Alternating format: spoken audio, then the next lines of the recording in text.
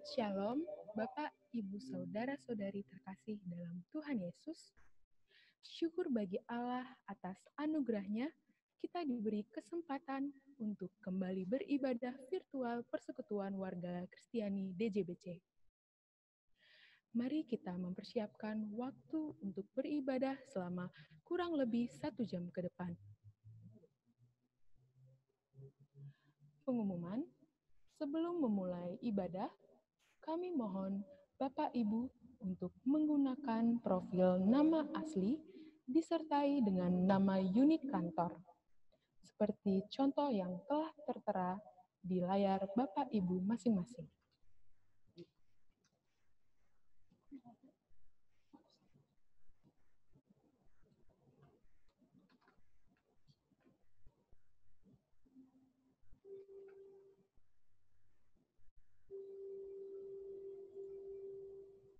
Mohon izin untuk Bapak Ibu yang mengakses Zoom menggunakan personal komputer dapat menekan tanda titik 3 di tampilan akun Bapak Ibu sekalian.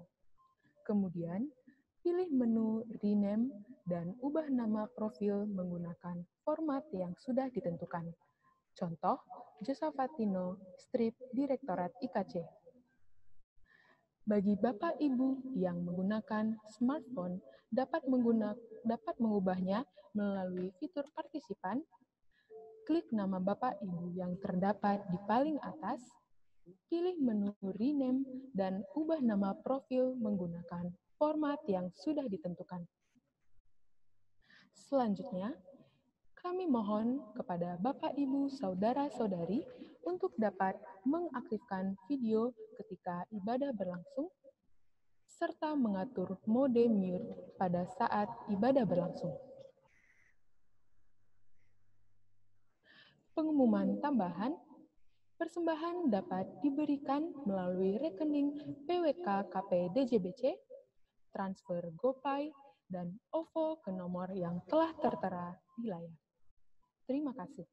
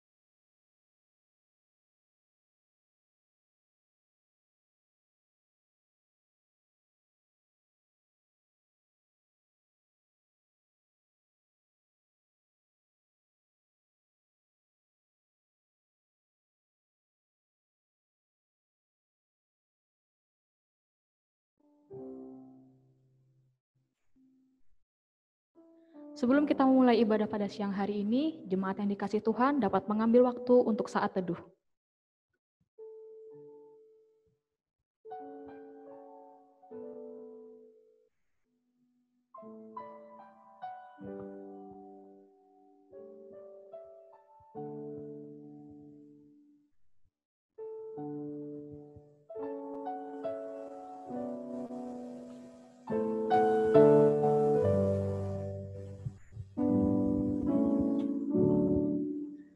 Shalom, selamat siang. Bapak Ibu Jemaat PWK DJBC se-Indonesia yang dikasihi oleh Tuhan. Puji Tuhan, pada hari ini kita masih diberi kesempatan untuk beribadah, memuji, dan menyembah Tuhan. Mari kita siapkan hati kita untuk datang ke hadirat Tuhan. Mari kita sama-sama berdoa. Terima kasih ya Allahku di surga, terima kasih Bapakku, pada siang hari ini ya Tuhan, Engkau masih beri kami kesempatan untuk beribadah ya Tuhan Yesus. Dimanapun kami berada Tuhan, kami percaya hadirat-Mu ada bersama kami ya Tuhan. Kami percaya Engkau hadir bersama kami. Terima kasih ya Tuhan, berkati ibadah kami pada siang hari ini, dari awal hingga akhirnya Tuhan, Engkau memberkati juga Pendeta Alex ya Tuhan yang akan menyampaikan firman-Mu. Biarlah firman-Mu saja yang berbicara ya Tuhan. Terpujilah namamu ya Bapakku di surga. Nah, dalam nama Tuhan Yesus kami sudah berdoa. Haleluya. Amin. Jemaat yang dikasihi Tuhan, bersukacitalah bagi Tuhan. Karena Yesus Kristus ada dalam hidup kita. Berikan sorak-sorai bagi Tuhan yang terbesar dan termulia.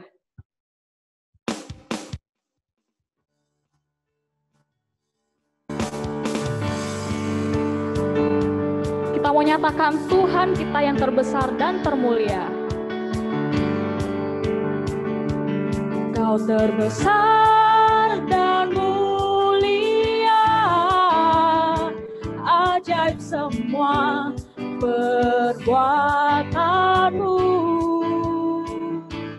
Kau terbesar dan mulia, biarlah semua memujimu.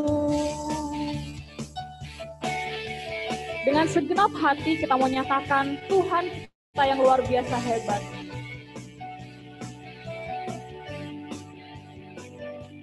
Segenap hati aku memuji, segenap jiwaku bernyanyi, karena Roh-Mu ada dalamku, Tuhan. Ku angkat tanganku memuji, ku angkat suara dan bernyanyi, karena Roh-Mu ada dalamku, Tuhan. Mari menari memuji, ungkapkan sukacita di hati. Kau terbesar dan mulia, ajaib semua perbuatanmu. Kau terbesar dan mulia, biarlah semua memujimu. Sekali lagi kita mau katakan segenap hati aku memuji.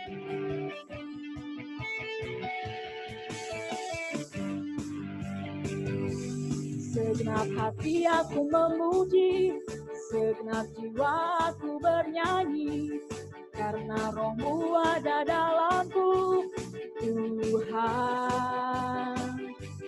Ku angkat tanganku memuji, ku angkat suara dan bernyanyi, karena Roh-Mu ada dalamku, Tuhan.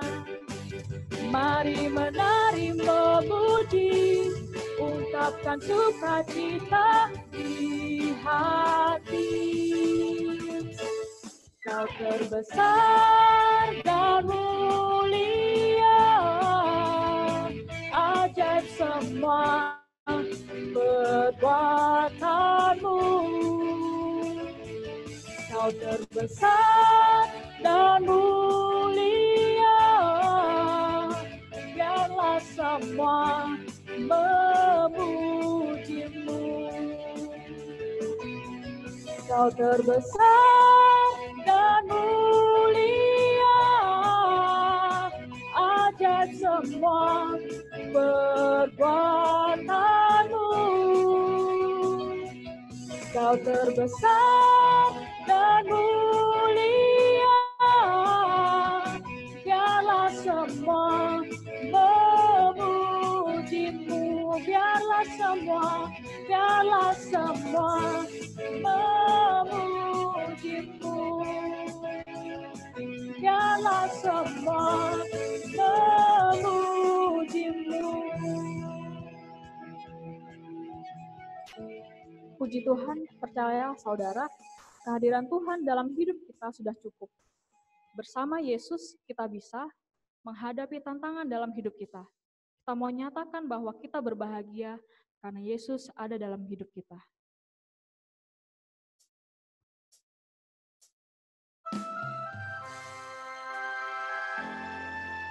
Mari kita mau nyanyikan lagu ini dengan sungguh, ku berbahagia, yakin teguh.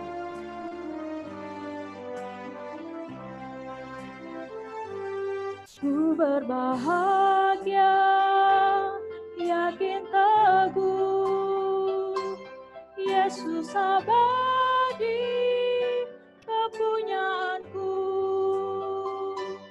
aku warisnya, ku ditebus, ciptaan baru, Roh Kudus. Aku bernyanyi bahagia, memuji Yesus selamanya. Aku bernyanyi bahagia, memuji Yesus selamanya.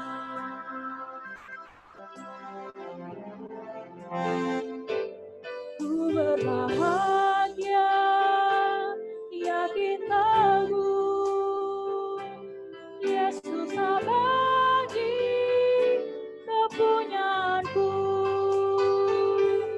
aku warisnya, ku ditebus,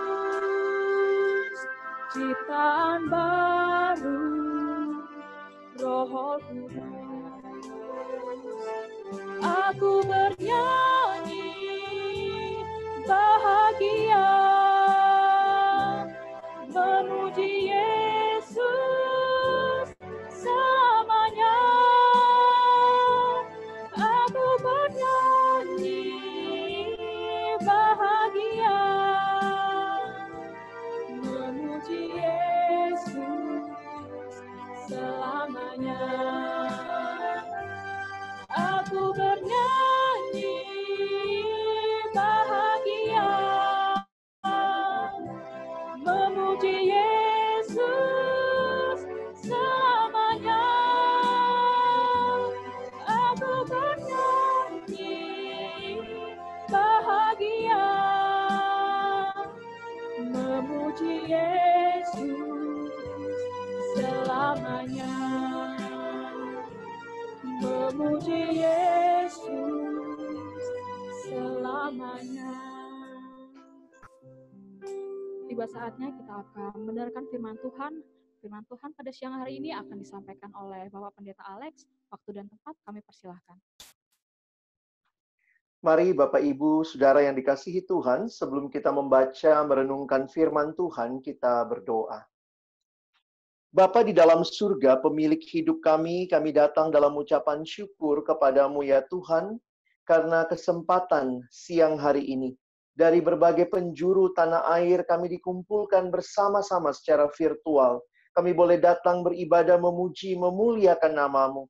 Dan tiba waktunya bagi kami untuk membuka firman-Mu ya Tuhan. Kami mohon ketika kami membuka firman-Mu, bukalah juga hati kami. Jadikanlah hati kami seperti tanah yang baik, supaya ketika benih firman Tuhan ditaburkan, boleh sungguh-sungguh berakar, bertumbuh, dan juga berbuah nyata di dalam kehidupan kami.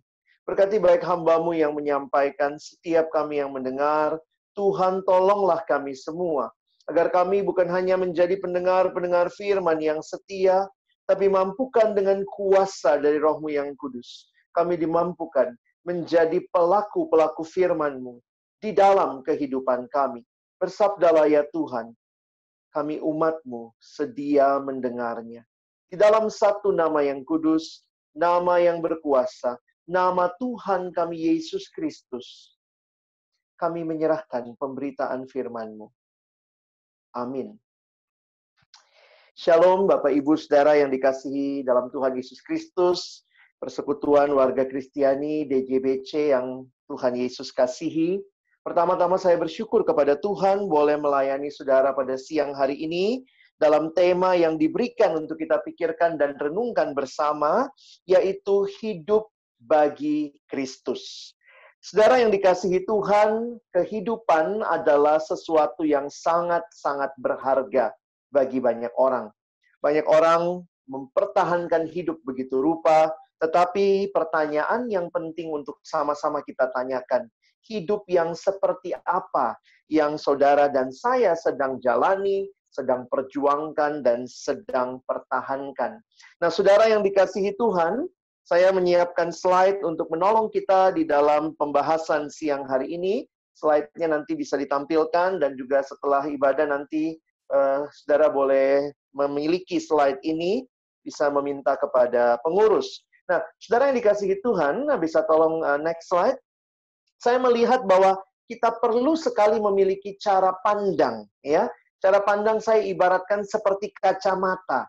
Nah, cara pandang kita melihat dunia itu akan menjadi bagaimana kita bersikap dan juga memaknai kehidupan. Saudara, seperti kacamata, layaknya kalau misalnya itu adalah kacamata hitam, maka ketika kacamata hitam yang dipakai, maka semua realita dunia yang ada dan kita lihat melalui lensa yang hitam itu akan menjadi hitam. Seandainya lensanya berwarna merah, maka ketika kita mengenakan itu, maka semua realita yang kita lihat ikut jadi berwarna merah. Nah, saudara, bagi kita anak-anak Tuhan, seharusnya bagaimana kita memandang realita kehidupan? Lensa apa yang perlu saudara dan saya pakai untuk memaknai kehidupan? Nah, menarik sekali, kekristenan berbicara tentang penciptaan, berbicara tentang manusia jatuh ke dalam dosa, berbicara tentang penebusan dalam Kristus, dan kita punya pengharapan bahwa satu hari kelak Tuhan akan datang kedua kali dan akan memulihkan segala sesuatu. Penciptaan, kejatuhan dalam dosa, penebusan dalam Kristus, dan pengharapan akan pembaharuan dunia dan segala isinya. Nah, kalau kita melihat sebenarnya 4 tema besar inilah yang saudara bisa temukan di dalam Alkitab. Kalau kita peres Alkitab kita begitu rupa, maka kita menemukan kisah mulai dari penciptaan, kejatuhan manusia dalam dosa, karya penebusan Kristus, dan pemulihan segala sesuatu. Nah, karena itu secara Kristiani, ketika saudara dan saya ingin memaknai hidup, mari kita membingkai hidup kita, melihat hidup kita dalam lensa ini. Bagaimana kita memaknai, mulai dari manusia dicipta, jatuh ke dalam dosa, ditebus dalam Kristus, dan memiliki pengharapan kekal di dalam Kristus. Nah, saudara yang dikasihi Tuhan, bagi saya yang menarik, bahwa ternyata banyak cara pandang yang ditawarkan oleh berbagai kepercayaan lain pun punya konsep penciptaan, punya konsep tentang kejatuhan dalam dosa. Tapi yang menarik, kehidupan dalam Kristus, penebusan dalam Kristus, next slide, saya pikir ini yang paling membedakan kekristenan dengan semua bentuk kepercayaan dan cara pandang di dalam dunia. Saudara, kematian, kebangkitan Kristus yang datang ke dalam dunia 2000 tahun yang lalu sungguh luar biasa.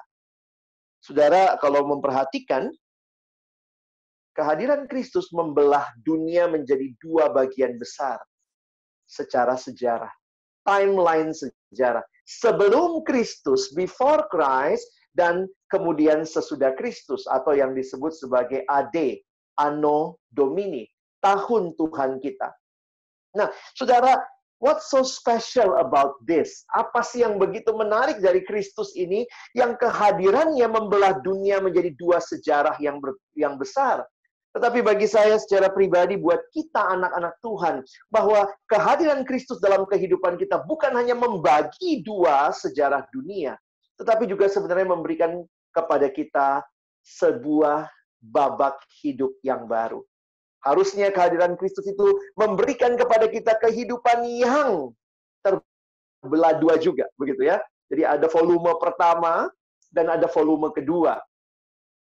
Seorang bernama John Stott mengatakan ketika Kristus hadir dalam kehidupan, maka sebenarnya itu seperti kita memiliki sebuah kehidupan seperti novel dengan 2 volume. Volume pertama adalah disebut hidup yang lama. Hidup lama itu mulai dari kita lahir sampai sebelum kita terima Yesus dalam hidup kita. Itu volume pertama, hidup yang lama. Lalu volume kedua dimulai setelah kita terima Yesus dan kemudian sampai kita bertemu dengan Dia. Itu volume yang kedua. Jadi, kehadiran Kristus dalam hidup kita itulah yang membagi dua juga, volume pertama dan volume kedua.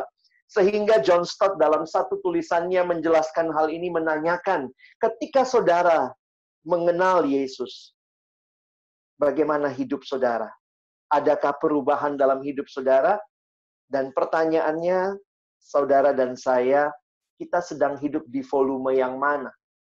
Volume pertama, masih hidup dalam dosa, atau kita sudah masuk dalam volume kedua, hidup di dalam kebenaran. Nah, dikaitkan dengan tema kita siang hari ini, saya hanya mengangkat satu ayat sebagai landasan kita mengerti tema ini. Mari kita membaca, next slide, di dalam 2 Korintus pasal yang ke-5. Saudara, saya sudah tuliskan ayatnya di sini. 2 Korintus pasal yang ke-5, ayat yang ke-15. Nah, saudara perhatikan ya, poin signifikannya masih sama. Dan Kristus telah mati untuk semua orang. Nah, what happened? Apa yang terjadi ketika Kristus telah mati untuk semua orang? Perhatikan cara Rasul Paulus menjelaskan apa yang dialami oleh orang-orang yang mengalami dengan nyata karya Kristus itu. Dia mengatakan, dan Kristus telah mati untuk semua orang, supaya mereka yang hidup, tidak lagi hidup untuk dirinya sendiri, tetapi untuk Dia. Nah, ini tema kita. Hidup bagi Dia. Hidup untuk Dia. Yang telah mati dan telah dibangkitkan untuk mereka.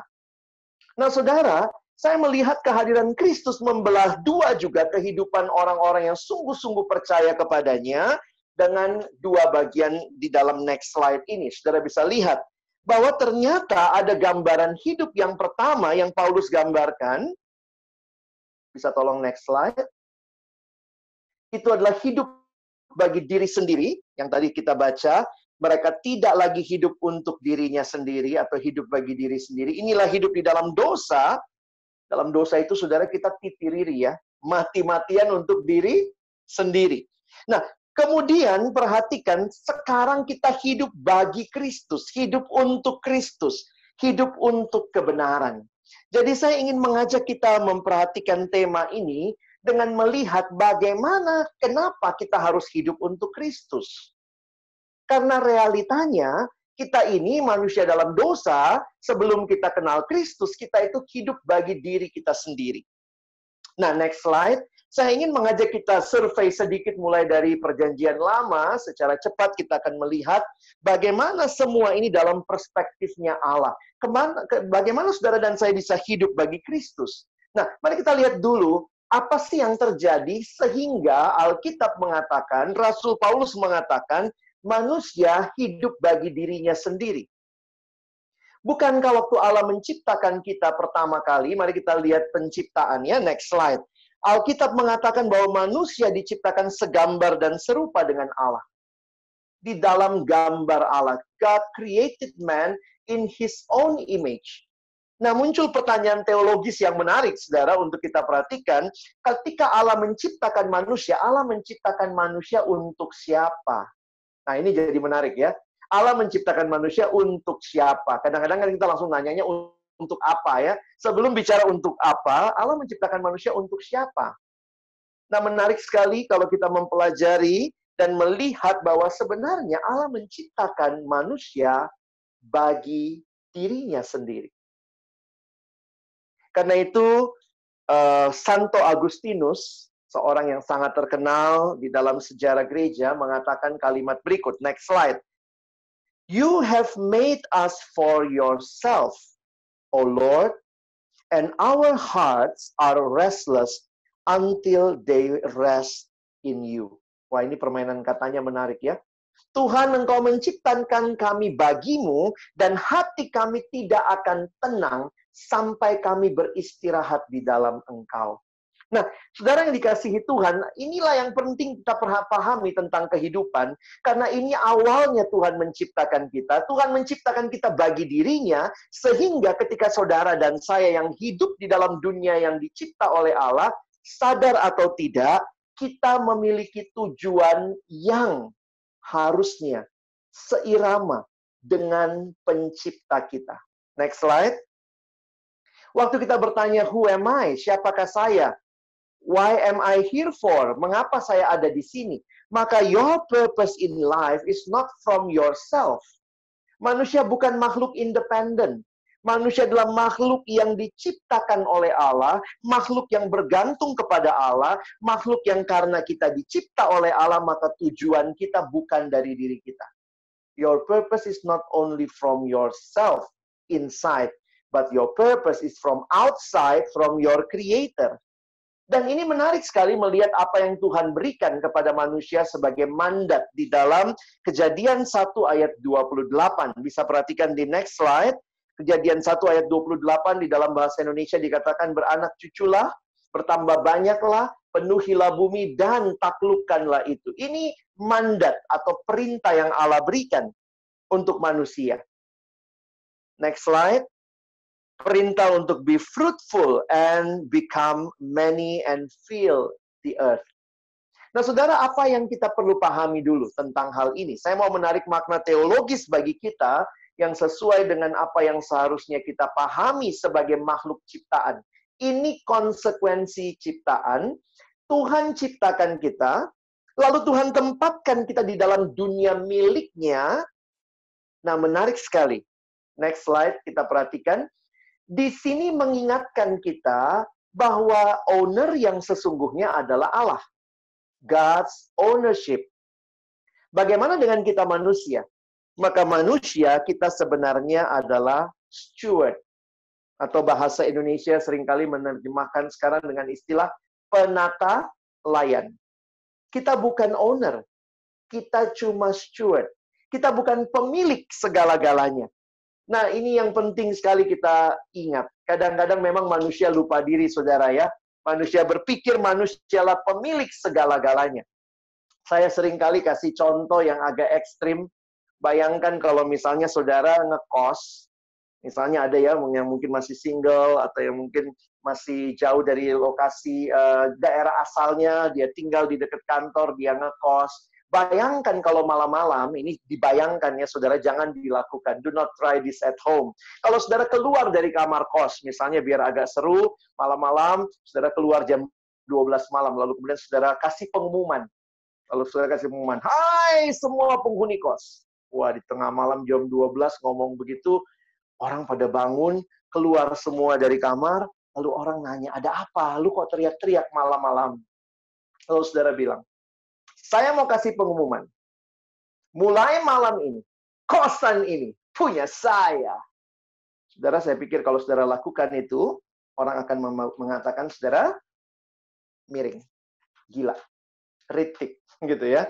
Saudara, waktu saya menghayati hal ini, sebenarnya bukankah itu yang seringkali terjadi dengan manusia yang dicipta oleh Allah, diberi mandat untuk memelihara, menguasai semua yang adalah milik Allah. Lalu ingat, manusia lupa diri. Manusia berpikir dia adalah owner. No, kita cuma steward. Kita cuma penata layan.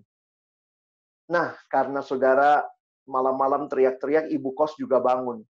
Ada apa nak? Kok teriak-teriak malam-malam lalu ibu kos bilang begini. Bisa saya bantu? Kenapa malam-malam teriak-teriak? Lalu kamu bilang sama ibu kos, tante, pemilik kos, saya cuma mau ngasih pengumuman, tante. Barusan saya kasih pengumuman. Mulai malam ini, kosan ini punya saya. Saya pikir ibu kos juga akan menganggap saudara miring.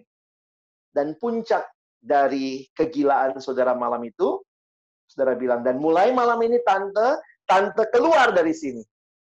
Oh, saya pikir itu cerita yang nggak masuk akal ya. Siapa yang boleh ngusir? Yang punya kos atau yang ngekos? Yang harusnya bisa ngusir sih yang punya kos ya. Tetapi ketika steward berlagak jadi owner, maka steward merasa I own everything.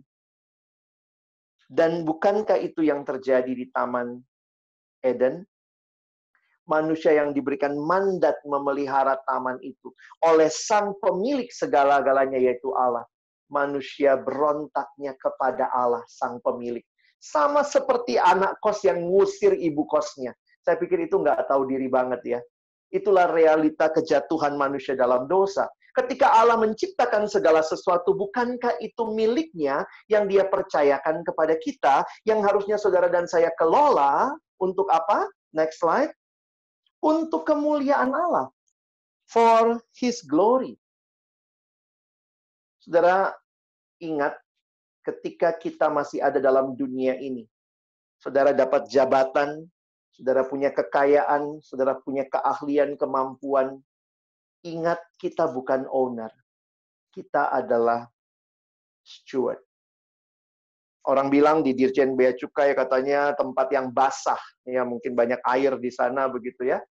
Tapi saudara, ingat, itu uang rakyat.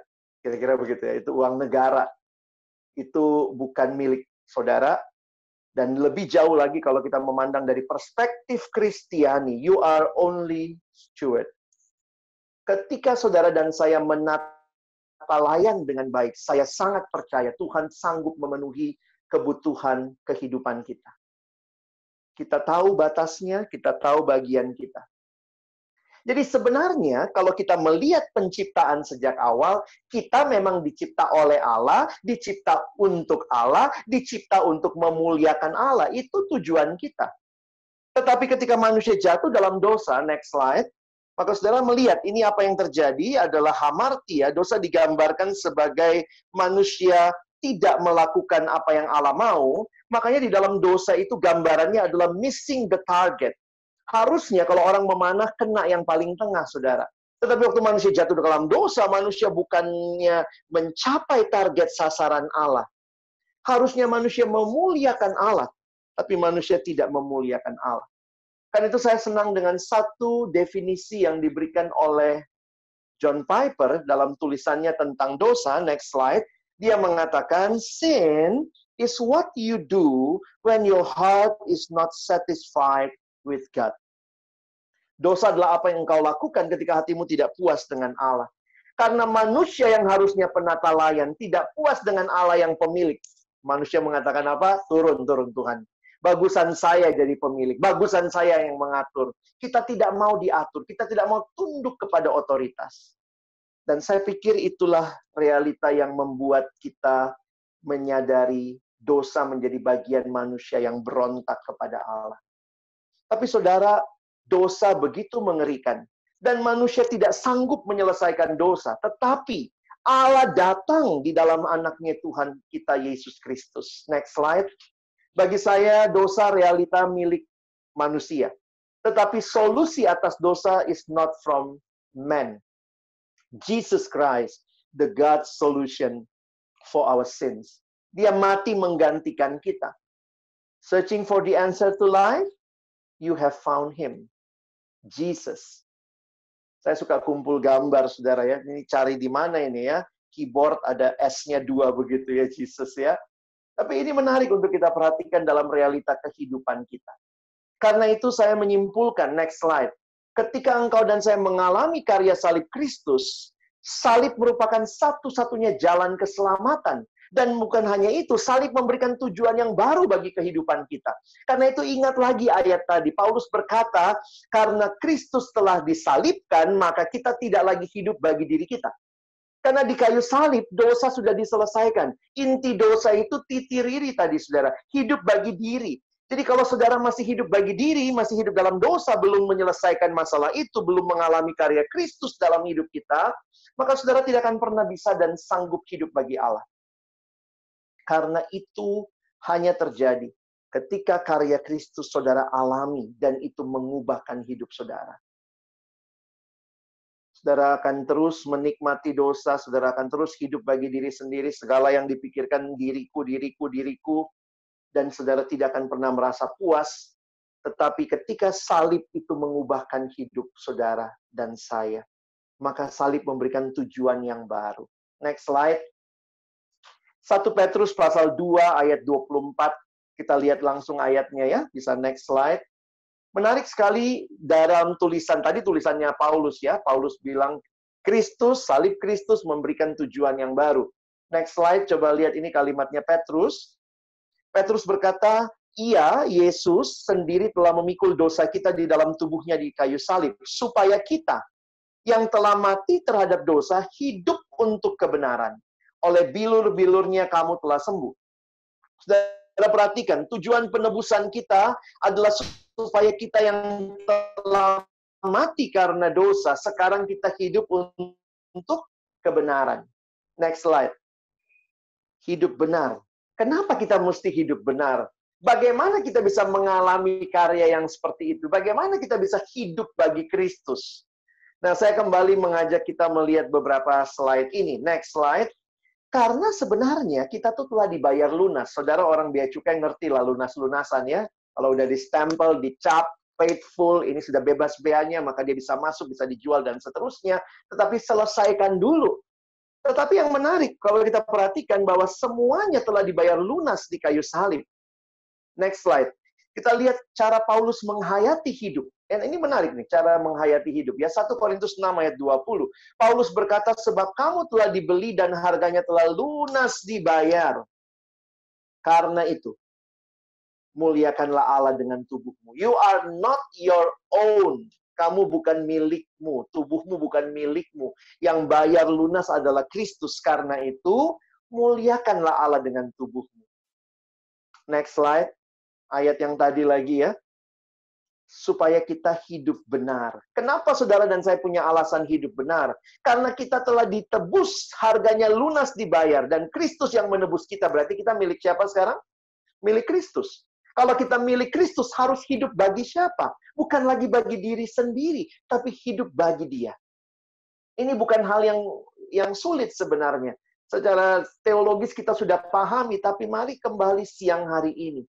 Tanyakan, sudahkah kita yang mengalami karya Kristus itu benar-benar sedang hidup bagi Kristus? Apa artinya hidup bagi Kristus? Bukan hidup dalam kecurangan, bukan hidup dalam iri hati, bukan hidup dalam kesombongan, bukan hidup dalam kebanggaan yang salah, tetapi kita hidup dengan kebenaran. Kita berani jujur, kita mempertaruhkan harga diri kita karena Kristus sudah memberikan yang terbaik buat kita. Pengalaman seorang teman di birokrat ketika dia disogok. Berkali-kali disogok, nggak mau. Ini zaman itu memang masih gampang sogok menyogok, saudara ya. Nggak mau disogok. Lalu datanglah orang itu, yang nyogok itu, lalu dia bilang begini sama teman saya ini. Dia bilang, Pak, Bapak itu mesti disogok berapa sih? Dia bilang gitu ya.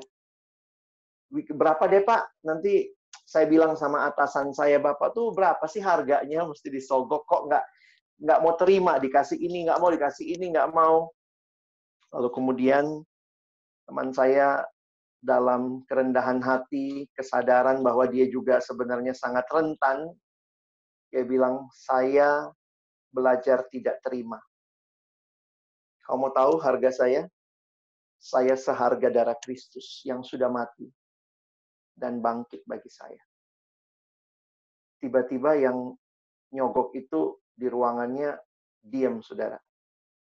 Diam, matanya berkaca-kaca, terus kemudian dia bilang, aduh Pak, maaf Pak, saya malu. Saya juga Kristen. Jadi Kristen nyogok Kristen, saudara ya. Dan akhirnya waktu saya dengar kisah itu, saya pikir, kalau saudara tahu harga yang telah Allah bayar demi menebus saudara, supaya saudara dan saya hidup benar. Saudara tidak akan kompromi hanya dengan seberapa juta, hanya sekedar dapat berapa penghargaan. Hargamu dan hargaku jauh-jauh lebih mahal. Jangan kompromi. Hidup bagi Kristus. Karena Kristus telah mati buat kita. Saudara dan saya bisa hidup. Ingat baik-baik. Kristus mati buat kita. Karena itu hidup yang kita hidupi sekarang sebenarnya bukan milik kita. Di dalam Galatia pasal 2, Paulus berkata, hidupku sekarang bukan lagi milikku, tapi Allah lah yang hidup di dalamku. Karena itu setiap kali dia menyatakan hidupnya adalah hidup bagi Kristus. Next slide. Apa respon kita? Nah, ada sebuah ilustrasi yang dibuat dalam gambar ini, namanya ilustrasi roda. Dibuat oleh seorang bernama Dawson Trotman. Bapak Dawson Trotman menggambarkan di dalam Kristus sebenarnya seperti sebuah roda. Roda itu yang muter mananya, saudara? porosnya yang muter. Maka kalau di poros di pusat hidup ada Kristus, maka itulah yang akan menggerakkan seluruh hidup kita. Tapi kemudian dia menggambarkan ada dua jari-jari, satu yang vertikal, melambangkan hubungan dengan Allah, satu yang horizontal, melambangkan hubungan dengan sesama.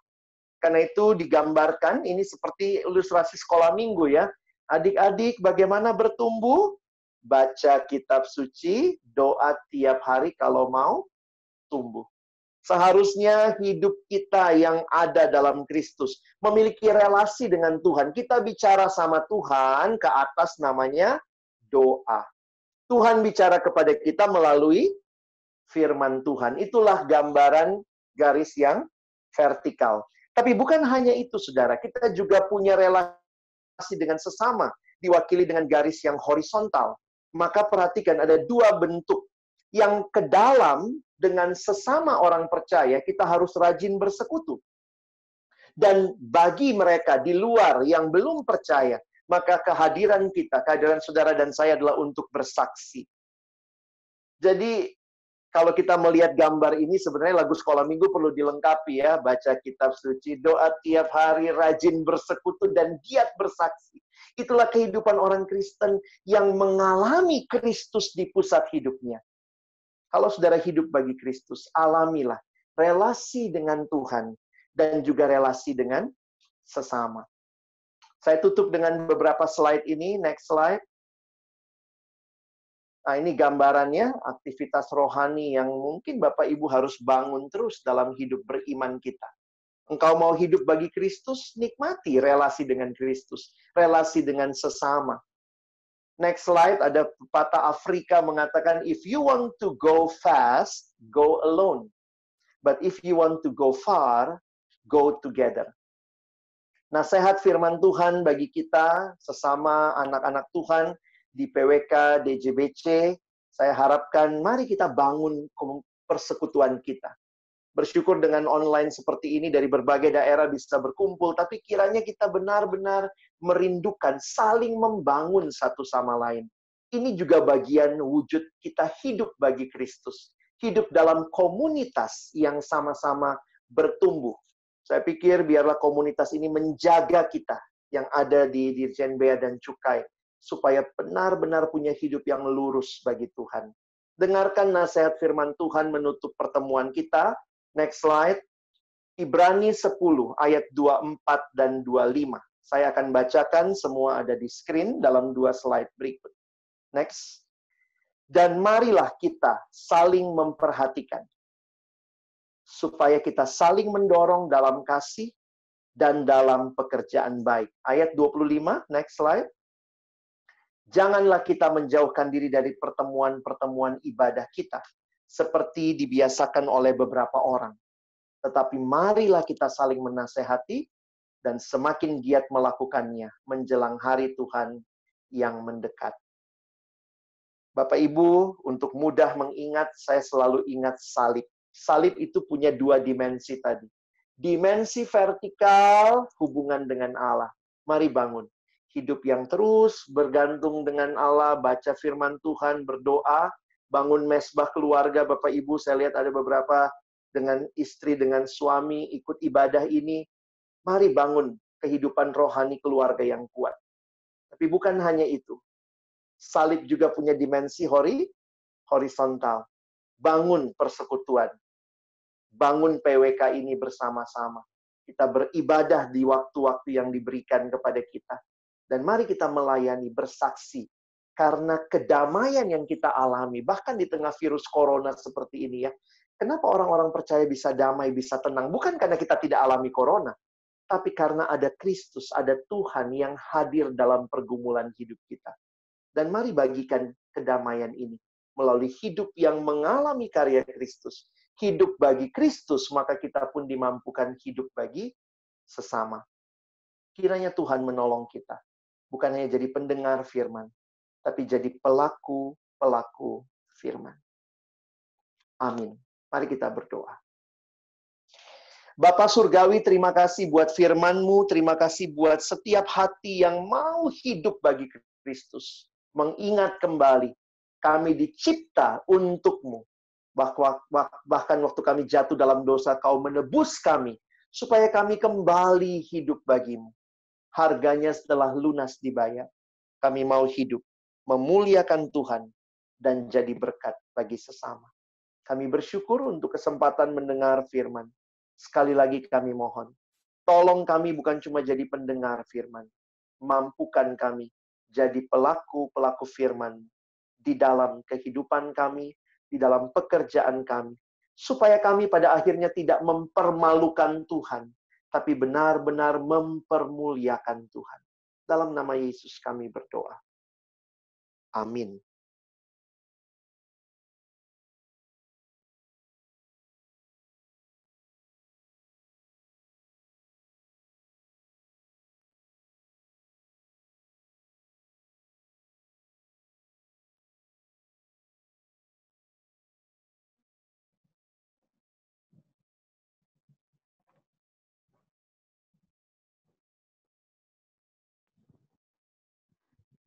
Terima kasih kami sampaikan kepada Bapak Pendeta Alex yang sudah menyampaikan firman-Nya.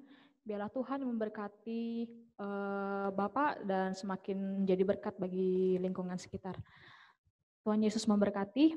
Jemaat yang dikasihi Tuhan, mari kita renungkan firman Tuhan yang telah disampaikan. Kristus telah mati di kayu salib untuk menebus kita.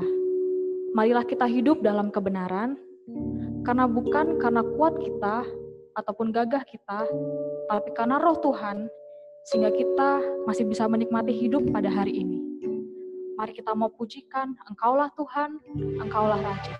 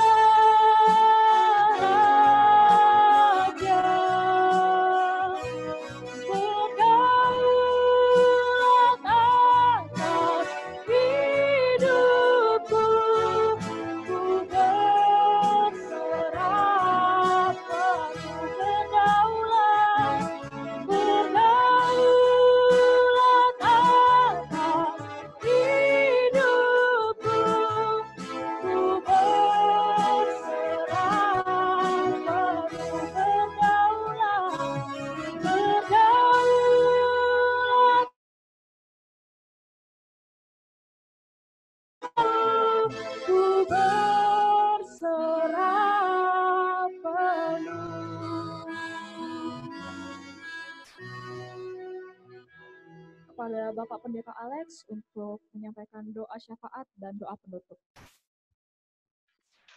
Mari saudara yang dikasihi Tuhan, kita akan menaikkan doa untuk persembahan, untuk syafaat, dan juga kita akan sekaligus menutup ibadah kita. Mari satukan hati kita untuk menaikkan doa-doa ini. Mari kita berdoa. Bapa di dalam surga, kami mengucap syukur ya Tuhan, kembali dalam ibadah pada hari ini, Tuhan meneguhkan kami. Kami milik-Mu yang dicipta bagi-Mu, kami yang jatuh dalam dosa ditebus untuk kembali hidup bagi Allah. Harganya lunas Kau bayar. Kami rindu hidup kami yang sementara ini menjadi hidup yang memuliakan Tuhan senantiasa.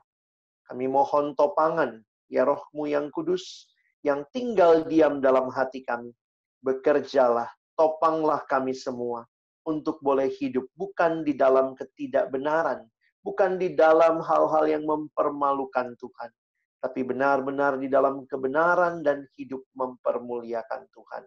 Ini kerinduan kami ya Tuhan, dari tema yang kami renungkan bersama siang hari ini.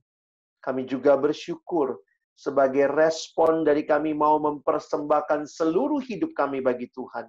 Kami juga telah memberikan persembahan syukur kami.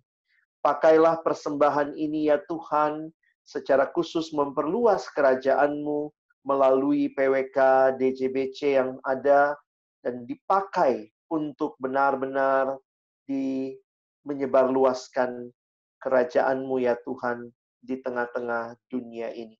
Kami sungguh bersyukur kesempatan ini kami juga boleh menaikkan doa syafaat kami kepada Tuhan, menyerahkan untuk pergumulan di tengah-tengah bangsa dan negara kami.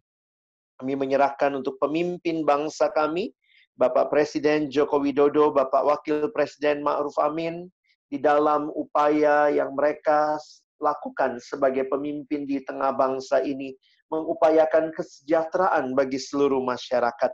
Kami tahu juga kondisi saat ini tidak mudah ya Tuhan. Ada begitu banyak keputusan-keputusan penting dan strategis yang harus diambil. Karena itu kami mohon Tuhan memberkati Bapak Presiden, Wakil Presiden, seluruh jajaran menteri yang juga bekerja untuk mengupayakan kesejahteraan bagi masyarakat. Mohon anugerah Tuhan melimpah atas mereka. Juga pemerintah Provinsi DKI Jakarta secara khusus, di mana kantor pusat kami berada, kami berdoa juga di tengah ibu kota ini, dengan berbagai pergumulan yang ada. Kiranya nyata kasih setia Tuhan, pakailah anak-anak Tuhan yang duduk juga di pemerintahan Provinsi DKI Jakarta, boleh menjadi alat Tuhan bagi pemulihan dan juga kesejahteraan banyak orang. Kami juga menyerahkan secara khusus Kementerian Keuangan di bawah pimpinan Ibu Sri Mulyani Indrawati. Kami sungguh bersyukur untuk apa yang Tuhan nyatakan di tengah-tengah setiap pekerjaan yang Tuhan berikan kepada kami sekalian.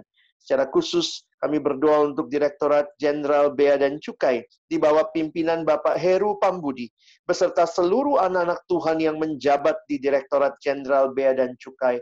Kami semua yang berkumpul, anak-anak Tuhan yang hadir, yang boleh hadir menjadi garam dan terang. Kami berdoa, pakai kami ya Tuhan, untuk juga membawa kesejahteraan bagi masyarakat bangsa dan negara kami. Kami juga berdoa biarlah kehadiran kami sebagai lilin-lilin kecil yang terus bersinar boleh mempermuliakan Tuhan di dalam bagian kami. Pekerjaan-pekerjaan yang kecil dan sederhana kami lakukan dengan maksimal dan memberikan senantiasa yang terbaik. Dan itulah yang kami rindukan juga, boleh membangun bangsa kami. Ya Tuhan, kami juga secara khusus menyerahkan kondisi saat ini, di mana virus corona yang menjadi wabah secara sedunia, yang begitu serius mengakibatkan keresahan, ada banyak kematian, ada banyak kesakitan, pergumulan, bukan hanya masalah kesehatan semata, telah menjadi masalah sosial dengan banyaknya orang yang kehilangan pekerjaan, kehilangan relasi-relasi yang intim, yang indah, yang terjadi karena semua kondisi yang ada saat ini Tuhan, menjadi masalah bahkan di tengah-tengah bangsa kami, di tengah-tengah perpolitikan juga. Kami berdoa Tuhan, turun tanganlah. Kiranya Engkau yang senantiasa menyertai para dokter, para perawat, pihak-pihak yang mengusahakan kesembuhan bagi para korban. Bagi saudara-saudara kami, para korban yang sedang terdampak Tuhan, baik yang ada di rumah, rumah sakit, karantina mandiri, kami berdoa Tuhan, nyatakan pemulihan-Mu. Kiranya segera ditemukan vaksin untuk mengatasi hal ini. Kami berdoa biarlah kami terus berharap kepada Tuhan dan percaya di dalam waktu dan kehendak Tuhan. Tuhan yang menghiburkan keluarga yang kehilangan orang-orang yang mereka kasihi karena corona ini ya Tuhan. Kiranya dalam situasi duka, mereka pun senantiasa bersandar dan berharap kepada Tuhan. Kami berdoa ya Tuhan, kiranya tolong kesehatan bangsa kami, Kementerian Kesehatan yang terkait juga yang harus memberikan kebijakan-kebijakan terkait. Biarlah boleh mengambil kebijakan yang terbaik seturut dengan waktu dan kehendak-Mu. Terima kasih Tuhan. Kami juga bersyukur untuk PWK DJBC yang hadir di tengah-tengah Dirjen Bea dan Cukai. Kami bersyukur setiap pengurus, setiap pelayan ibadah yang sudah boleh memberi diri melayani minggu demi minggu. Kami bersyukur untuk mereka. Berkati kepengurusan semua orang yang terlibat, biarlah mereka juga diberikan semangat untuk terus melayani Tuhan dan sesama. Bagi jemaat PWK yang berulang tahun dalam minggu ini, baik itu ulang tahun kelahiran, ulang tahun pernikahan, maupun juga ulang tahun anggota keluarga, kami mau bersama-sama bersyukur karena Tuhan Engkau baik. Engkau menyatakan kebaikan-Mu terus dalam kehidupan Bapak, Ibu, Saudara-saudara sekalian. Dan kiranya apa yang menjadi doa harapan mereka di usia yang Tuhan tambahkan, biarlah Engkau yang memberkati dan memberikan seturut dengan waktu dan kehendak-Mu. Terima kasih Tuhan, bagi pergumulan jemaat PWK juga terus kami serahkan ke dalam tangan Tuhan.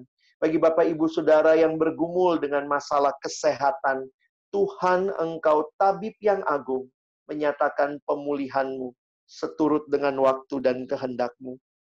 Tolong Bapak Ibu yang sedang mengalami sakit penyakit, boleh bersandar, berharap kepada Tuhan senantiasa. Bagi Bapak Ibu Saudara dalam pergumulan pekerjaan yang harus mengalami mungkin mutasi, atau mungkin mengalami promosi, apapun yang sedang dihadapi ke depan, Tuhan tolong semua perubahan, perpindahan yang harus diurus, yang harus diselesaikan. Kami berdoa, biarlah dalam anugerah Tuhan setiap jabatan dikerjakan dengan tanggung jawab yang baik di hadapan Tuhan. Kiranya jika ada pergumulan-pergumulan di tengah pekerjaan, relasi dengan atasan, dengan pimpinan, sesama rekan kerja, Tuhan juga yang tolong bisa diatasi dengan baik. Bagi pergumulan Bapak Ibu dengan pasangan hidup, baik yang sudah berkeluarga maupun yang sedang bergumul mencari pasangan hidup, kami berdoa Tuhan menolong. Engkau yang memberikan yang terbaik, yang tepat sesuai dengan kehendak Tuhan. Keluarga-keluarga yang sedang mengalami keretakan, Tuhan Engkau yang pernah melakukan mujizat di keluarga di Kana dalam sebuah pesta pernikahan. Tuhan Engkau Allah yang sama, Yesus yang sama yang kami rindu juga hadir dan memulihkan kondisi-kondisi keluarga yang sedang retak. Dan kami berdoa biarlah di tengah-tengah semua hal ini kami terus berharap bersandar kepada Tuhan untuk kesehatan, untuk pendidikan bagi anak-anak kami, untuk kondisi keluarga yang secara umum juga kami hadapi, semuanya kami serahkan ke dalam tangan pengasihan-Mu. Ya Tuhan, kami bersyukur karena kami boleh datang kepada Allah yang bukan hanya mendengar doa kami, tapi Allah yang kami yakin juga akan menjawab seturut dengan waktu dan kehendak-Mu. Itulah yang menjadi iman percaya kami yang sudah menyampaikan doa syafaat ini kepadamu. Bapak, Ibu, Saudara yang dikasihi Tuhan, kita akan menutup ibadah kita pada siang hari ini. Karena itu arahkanlah hatimu kepada Tuhan dan terimalah berkat-Nya. Kiranya kasih karunia dari Tuhan Yesus Kristus, kasih yang kekal dari Allah Bapa, di dalam pimpinan, penyertaan, persekutuan Roh Kudus, menyertai saudara sekalian hari ini sampai selama-lamanya. Amin. Bapa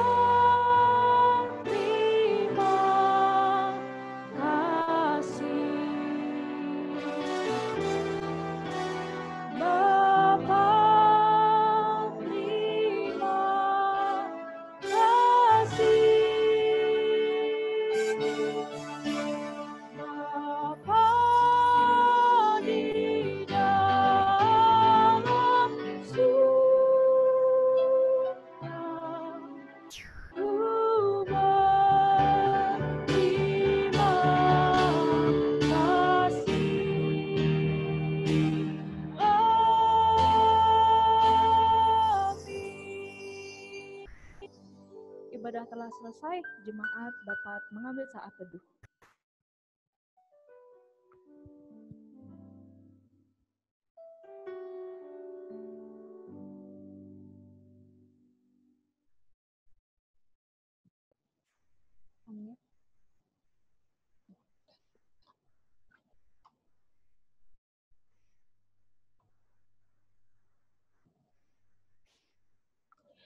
Bapak dan Ibu, saat ini kita akan mendengarkan sambutan dari Bapak Bahaduri Wijayanta selaku penasihat PWK Kantor Pusat DJBC. Kepada Bapak Bahaduri Wijayanta, dipersilakan.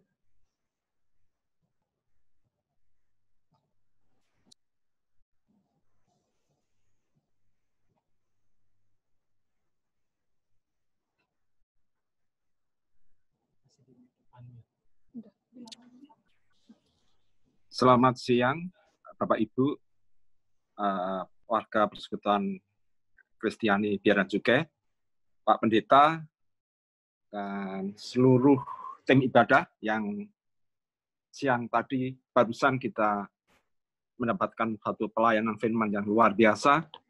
Puji syukur kita bisa ketemu dalam Persekutuan Warga Kristiani Biaran Cukai, baik Bapak dan Ibu yang ada di pusat, di kantor wilayah, di daerah, atau sebagian pegawai yang sedang melakukan pekerjaan dari rumah.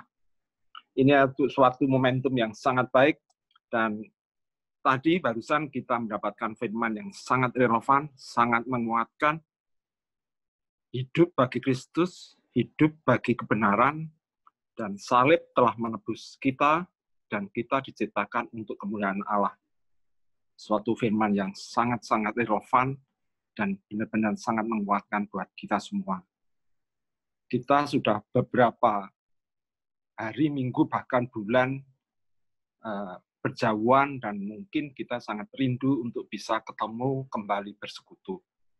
Kita berdoa, kita tetap optimis, mudah-mudahan COVID-19 ini bisa segera berlalu. Rekan-rekan, warga Kristiani Biaran Cukai di mana saja berada, kesempatan ini saya juga akan menggunakan sedikit memberikan pesan dan penguatan. Kalau buat saya pribadi, memang hari-hari ini adalah hari-hari yang relatif menyita waktu karena adanya berita-berita di media massa, berita di medsos yang tentu sedikit banyak juga mempengaruhi secara psikologis pada rekan-rekan semua. Tetapi saya ingin menggarisbawahi bahwa Bea Cukai makin baik itu bukan slogan semata. Kita sedang berproses, mekanisme organisasi sedang berjalan, dan kita sebagai anak-anak Tuhan tadi benar-benar sangat relevan bahwa kita ditetapkan oleh Allah untuk hidup bagi Kristus dan kebenaran. Saya sangat menekankan bahwa ayo kita tunjukkan, kita saling berbagi, bukan menyalahkan, tapi momentum ini untuk memberikan sinyal bahwa warga Kristen bisa menjadikan contoh. Tidak mudah memang. Banyak mungkin yang kesel. Kita semua kesel kalau ada sebagian yang tidak ngikutin arahan pimpinan, tidak mengikuti komitmen. Tetapi tadi kita benar-benar diingatkan, hidup bagi Kristus, hidup bagi kebenaran, waktunya kita menunjukkan bahwa kita bisa memberikan warna dan kita bisa memberikan sinyal penguatan Bea Cukai memang tetap makin baik. Itu aja pesan dari saya dan untuk kita semua, dan terus mari kita beribadah, saling mendoakan, jaga kesehatan, kemudian tetap optimis ke depan Bea Cukai benar-benar makin baik kalau kita sebagai warga Kristiani ikut andil memberikan warna kebaikan buat organisasi ini. Terima kasih sekali lagi. Terima kasih tim ibadah, terima kasih Pak Bobi bersama jajaran yang sudah mengarrange, dan maju terus bagi Kristus. Amin.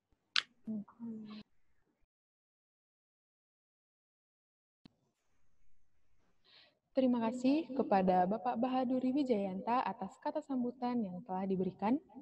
Bapak dan Ibu, saat ini kita akan mendengarkan kesaksian dari Saudara Aldo Sitomorang dari Bea Cukai Denpasar. Kepada Saudara Aldo Sitomorang, dipersilakan.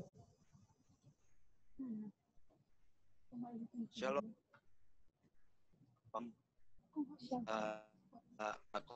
komandan semua, Bapak Ibu, saudara-saudari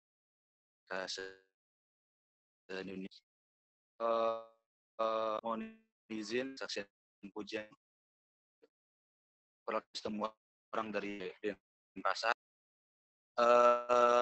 Untuk mempersingkat waktu, jadi sebelum nanti video kesaksian pujian saya di play, saya ada kesaksian sedikit. Jadi untuk waktu awal-awal tuh mungkin sekitar weekend kemarin, tiba-tiba saya kayak merasa ingin menarik diri dari keramaian gitu. Saya ingin menyepikan diri sendiri gitu. Saya ingin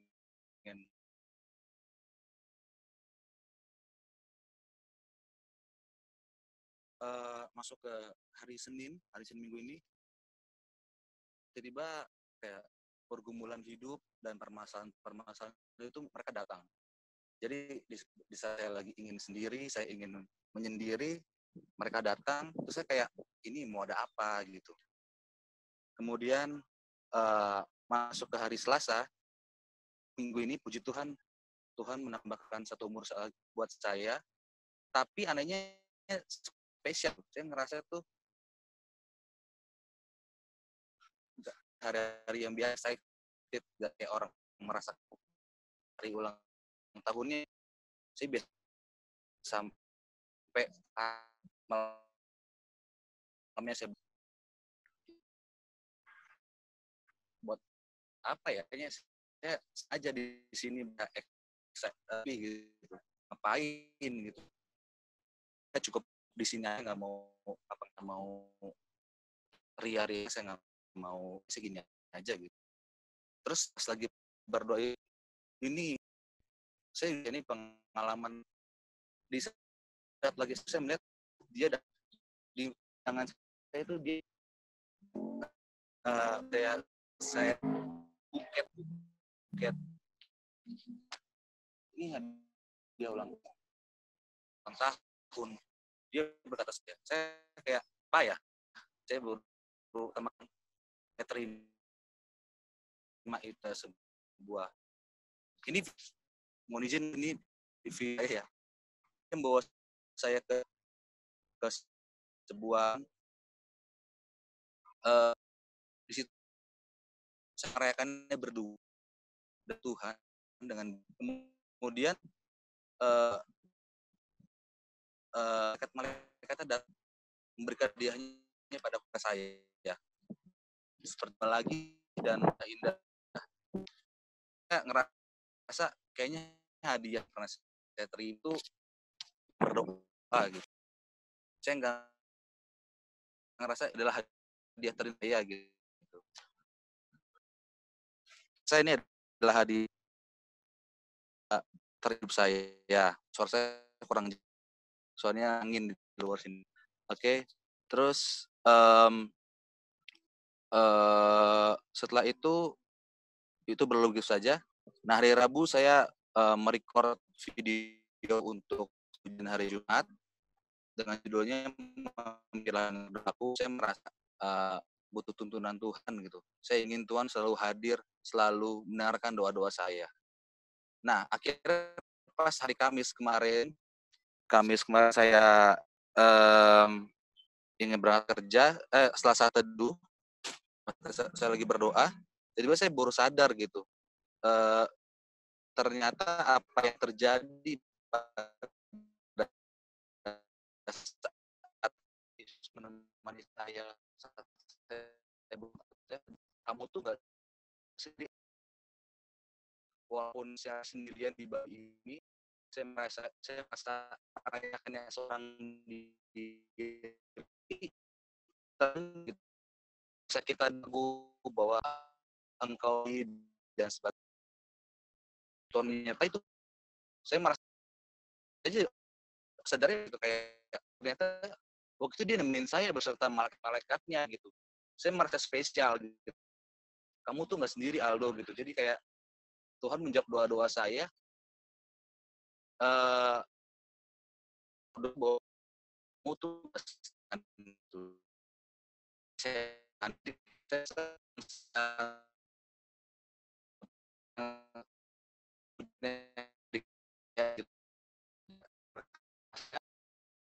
Kalau yang harus itu sekarang ya tuh 24 maupun jam dia ada sama kita. Jam 12 malam kita berdoa, bangun kita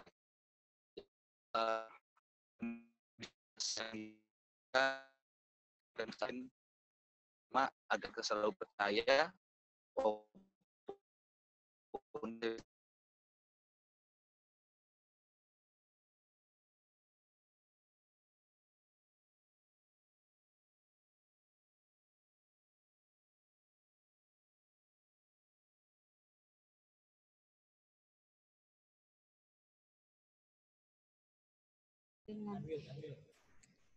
Mohon maaf Bapak Ibu, mungkin karena ada kendala jaringan, maka saat ini kita akan langsung bersama-sama menyaksikan kesaksian pujian dari Saudara Aldo Situmorang.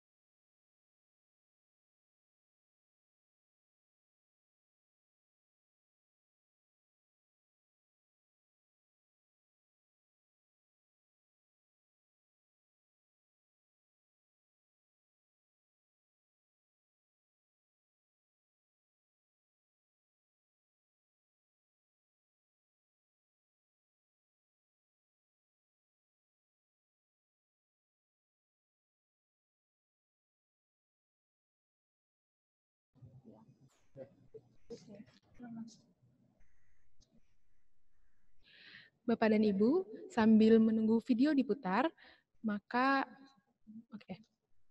sepertinya videonya sudah bisa diputar.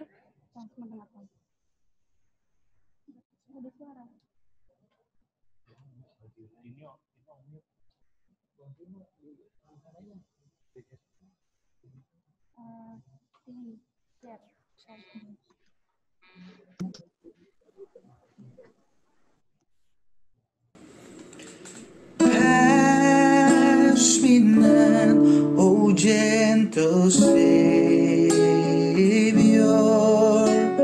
hear my humble cry. While another stone art calling, do not pass me by.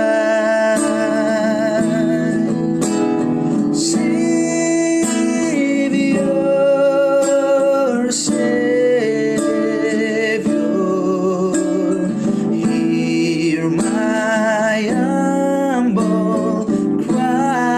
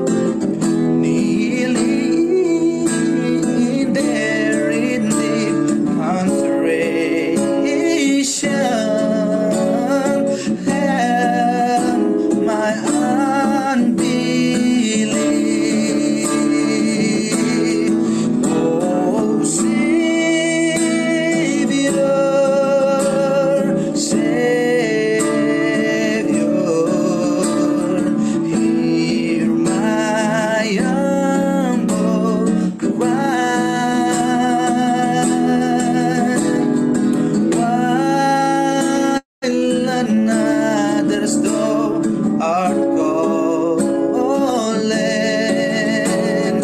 Do not pass me by.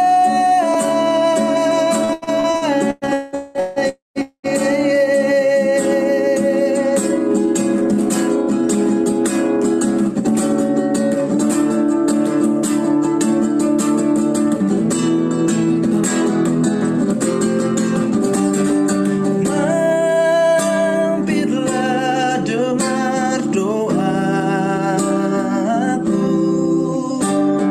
Yesus penebus.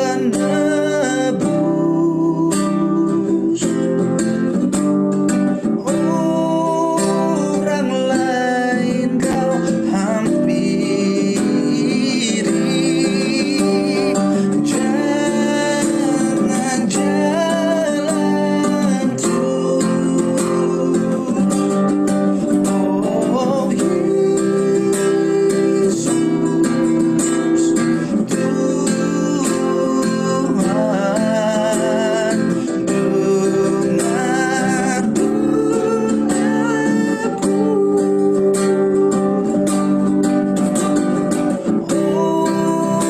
Orang lain kau hampiri, jangan jalan terus.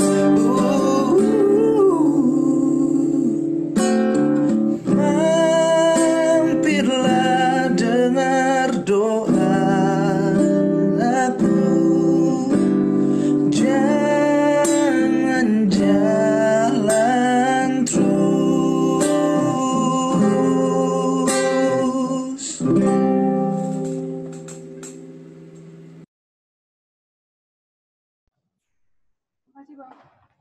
Terima kasih kami ucapkan kepada Saudara Aldo Situmorang atas kesaksian pujiannya yang menumbuhkan iman kita semua untuk tetap mengandalkan Tuhan dalam kehidupan kita.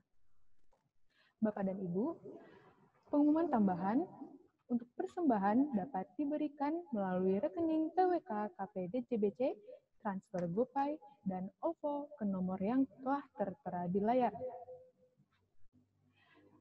Jumlah persembahan minggu lalu, ibadah online tanggal 19 Juni 2020, jumlah jemaat sebanyak 204 orang, jumlah persembahan yang terkumpul sebesar Rp3.080.620.